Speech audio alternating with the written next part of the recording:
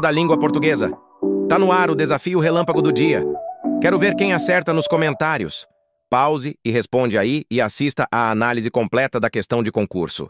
Compartilhe com aquele amigo que também está na luta pelos concursos. E aí, tudo bem? Hoje o nosso papo é sobre um tema que, vamos combinar, dá um nó na cabeça de muita gente, a crase.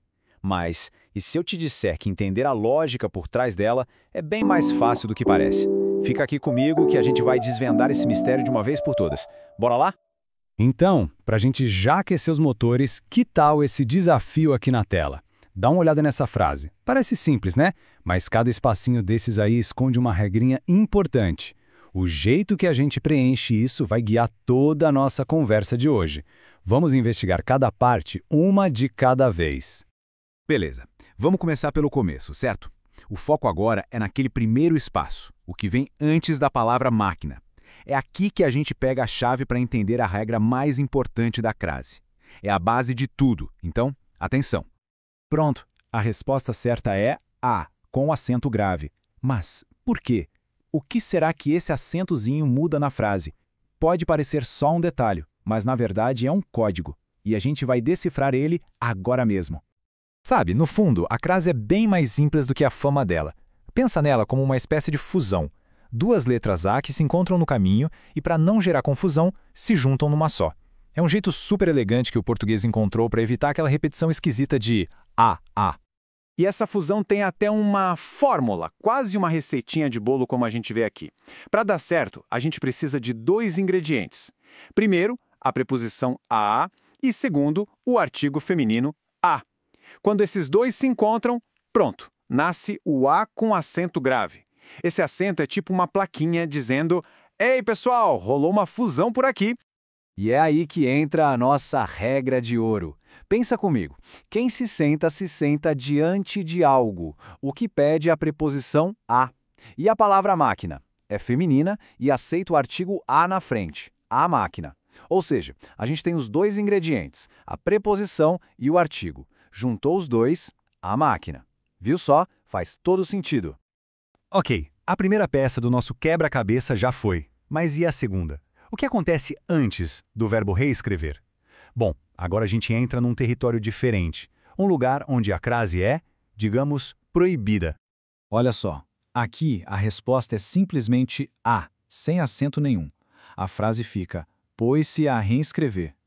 Ué, mas por que essa diferença toda? Se no primeiro caso a gente usou a crase, por que aqui não? A resposta é uma daquelas regras para anotar e nunca mais esquecer. Nunca, em hipótese alguma, se usa a crase antes de um verbo. Pode guardar essa dica. Antes de verbo, crase nem pensar. Mas por que essa regra tão radical? É bem simples, na verdade. Reescrever é um verbo, certo? E verbos não pedem artigo antes deles. Lembra da nossa receitinha? Preposição a mais artigo a.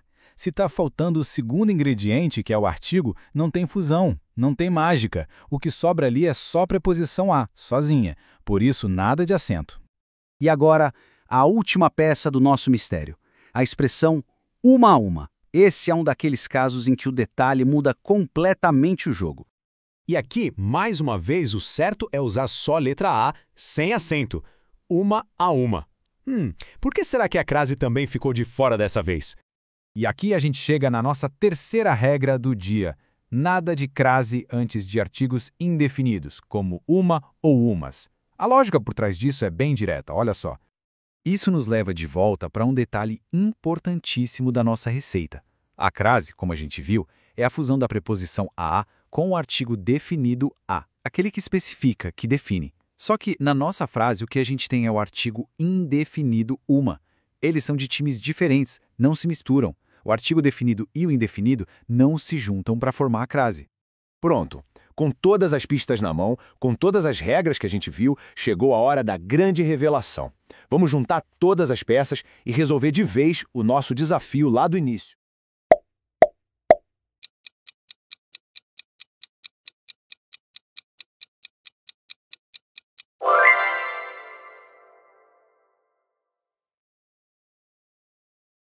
E aqui está a frase completa e certinha. Sentou-se a máquina e pôs-se a reescrever uma a uma as páginas do relatório. Vamos revisar. A máquina, com crase, porque máquina é palavra feminina. A reescrever, sem crase, porque vem antes de verbo. E uma, também sem crase, porque uma é artigo indefinido. Vendo tudo junto assim, fica claro como tudo se encaixa, não fica? Então, para a gente guardar e nunca mais errar, um resuminho rápido, quase um kit de primeiros socorros da crase. Crase antes de palavra feminina? Com certeza. Antes de verbo? De jeito nenhum. E antes de artigos indefinidos como uma? Também não. Com essas 3 regrinhas, a maioria dos problemas com crase já se resolve.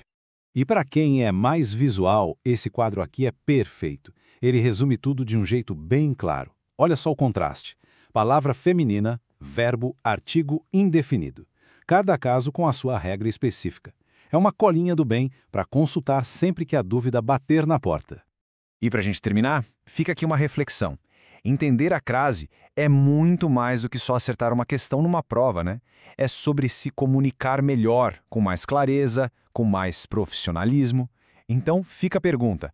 Em que outras situações do dia a dia uma escrita cuidadosa, uma comunicação precisa faz toda a diferença?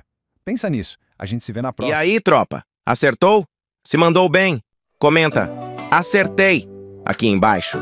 E se errou, já sabe. Volta, assiste de novo e aprende com a explicação. Até o próximo Desafio Relâmpago. Inscreva-se no canal e ative o sininho.